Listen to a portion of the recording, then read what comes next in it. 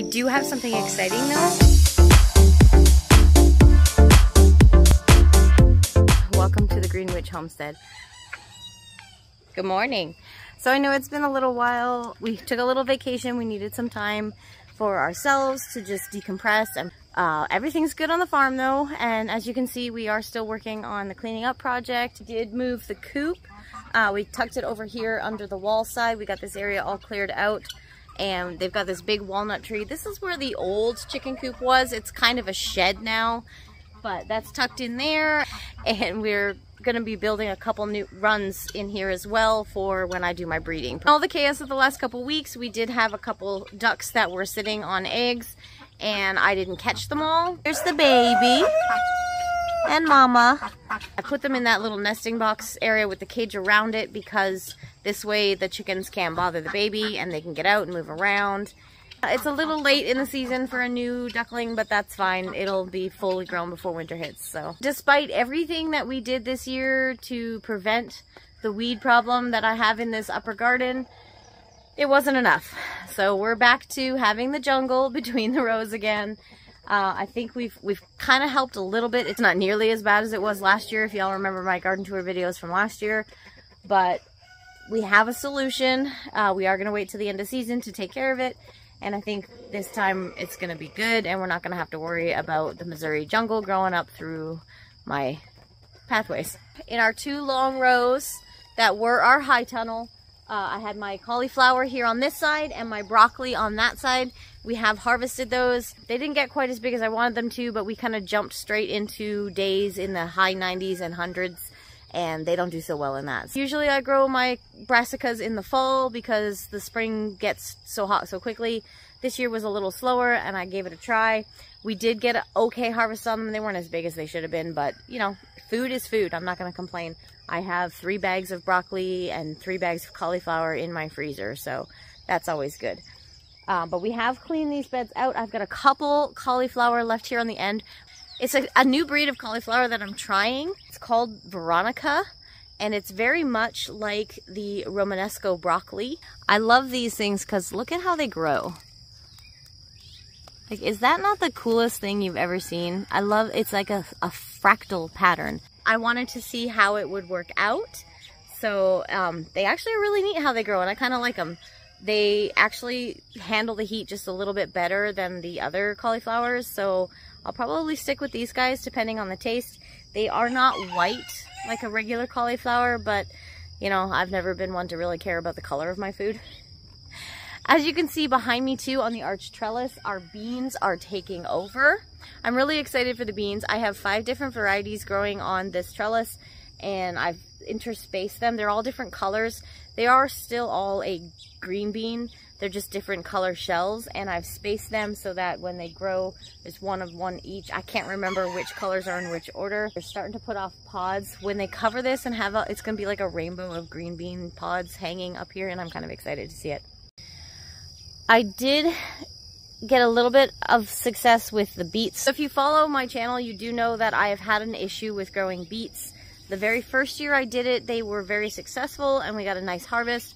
But then for some reason after that, my soil was lacking and I would get these beautiful, beautiful beet greens, but no actual root. So we did some soil testing and we found out last year that I'm lacking boron, which is something that beets require to form that root. So I got my boron foliar spray and I have applied it. This was a small test patch that I did, and I've been figuring out the feeding regimen for that. I am getting swelling in the roots, so that's good. I will be doing a big beet plant out a little bit later to have a fall crop because this worked. So I didn't want to waste the seed if it wasn't going to work, and I'm glad that it did because now I know I can grow beets again. Tea garden in the back over there, it is going wild, but that's what it does. That's what it's for. It just looks like a pile of weeds to most people, and it kind of is. There's a little kiddie pool of strawberries over there. My lavender's over there. My raspberries are taking over. My rooster is angry. All of my irises are done for the season. I did get some Oriental Lilies. They're not doing too good in the spot that I have them. I did get a couple to bloom, but they kind of get overshadowed by the weeds on the fence line before they get a chance to really come up. So I think I'm going to move them this fall to another spot in that area. We will be clearing this last little bit of fence line here to fix out the front edge, and hopefully, as you can see, this part here, it will look like that all the way down and around, so it'll be nice and open and I can get my flower gardens in and growing better. The tomato beds, this one is doing really well. And they're all doing really well. This one's looking good. These guys here are a little younger. My peppers in the middle here, and then this bed here. The tomato plants are doing really good. We've been having a hard time getting a hold of T-posts to get the fence panels put up. We've got everything today. We had a nice thunderstorm roll through this morning. It is like maybe 65 right now and it's wonderful. So I'm gonna get these put up in just a little bit and we'll get these tomatoes tied up. We got the panels up on the second bed to still come through and actually tie the tomatoes up. But for now, they're just kind of woven through and getting up off the ground and out of the dirt. So the boys came out and helped me get the panels up, and then we started doing some weeding, and while the temperature was still low, they got an amazing chunk of weeding by hand done all through the front half of the garden. It looks a whole lot better. A lot nicer too. They did leave there's my Jerusalem artichokes, my mullein. I do have something exciting though. I have some, they're starting to fruit. They're still kind of small, but they're there. My center bed here is my cooking herbs.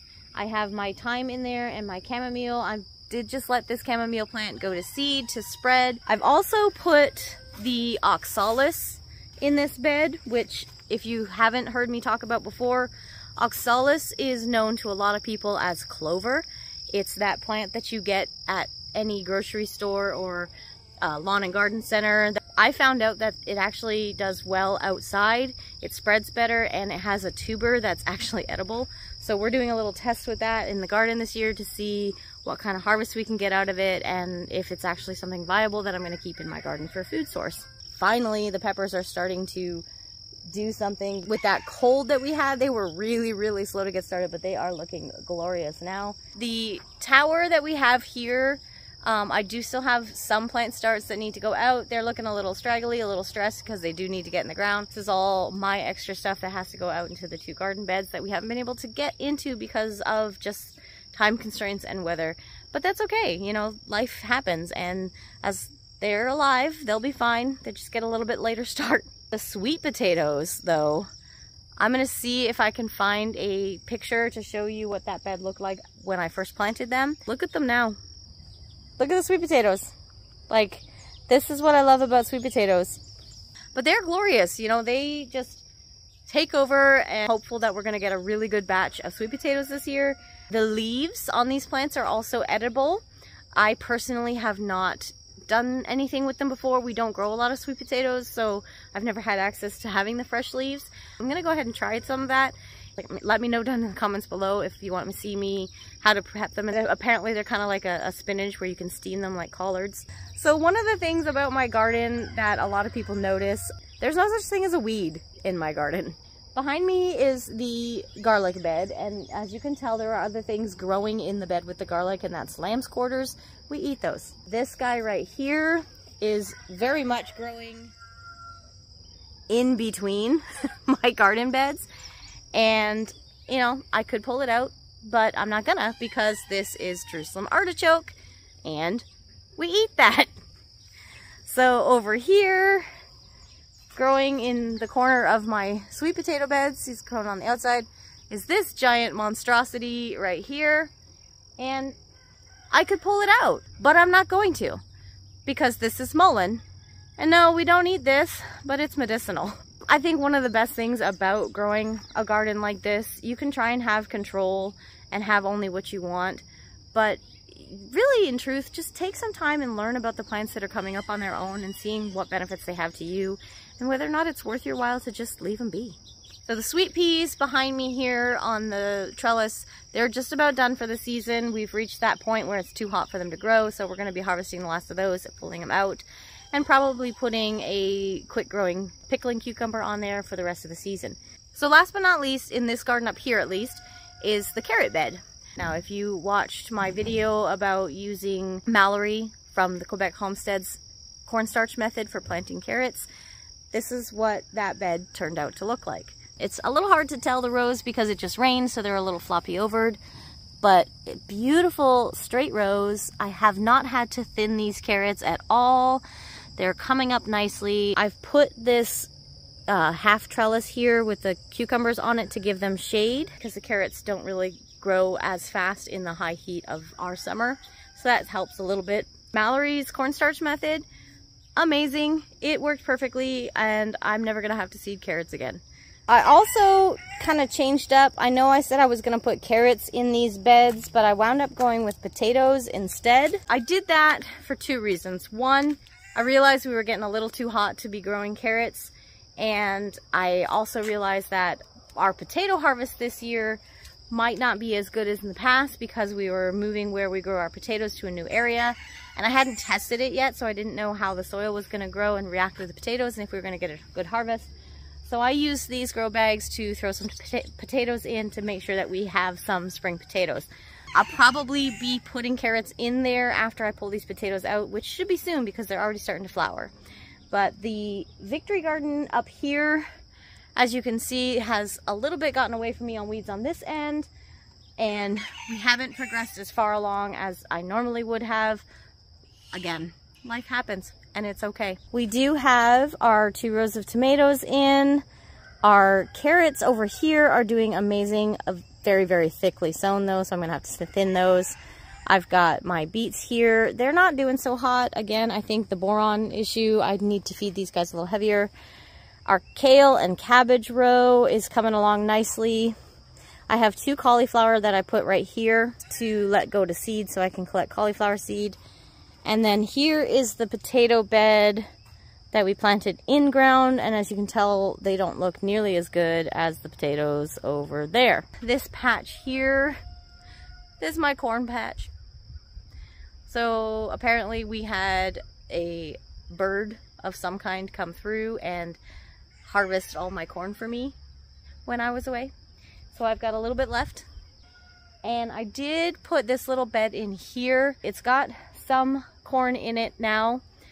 I did put a couple extra corns in there just to have some, so we had enough for saving seed.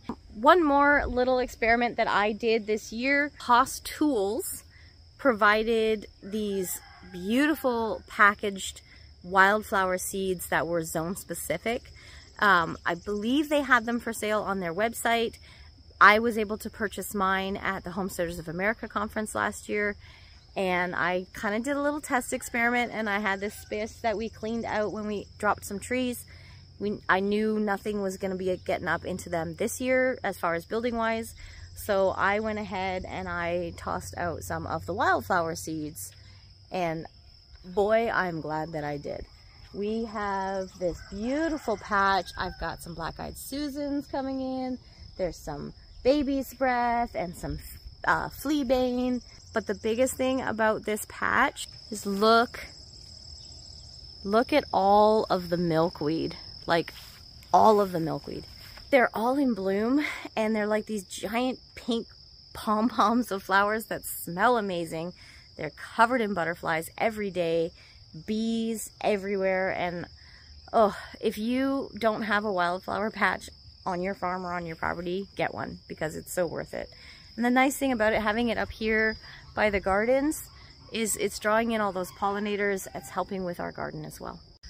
And then of course down here we have the 2 market gardens, and just to give you an example of why we do some of the weed suppression that we do, like when I talk about the pigs and using the silage tarps.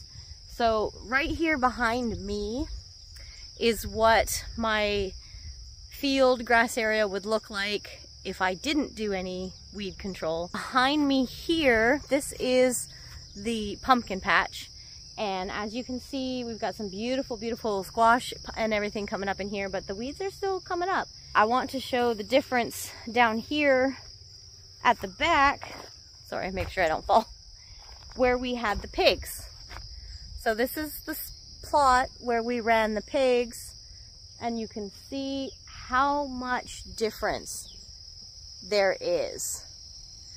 And that's why we went to the pigs, because the pigs can get down into the soil and really get everything back to the start. Now we've seeded some cover crops in here, some barley grass and some wheat, and they're starting to come up and take over in this area, and eventually this will be a grazing area. There's been a lot of crazy things happening in our world personally and in the world at large that have kind of put a lot of the market on the back burner. I will still be participating in the markets a little bit, but a lot of the food this year is actually going to be going into our pantry. So we've kind of switched gears a little bit on how we're growing and how much we're growing of certain things. So that's why you see my gardens aren't in full production yet. Usually they would be in full swing this time of year for the markets, but we're switching things up just a little bit. I hope that despite everything, you guys have a great day, and I really hope that I've inspired you to grow your own food. Get out there, put some plants in a pot if you don't have space. The hardest part is getting started. So get out there, guys, put some seeds in the soil and get your hands dirty.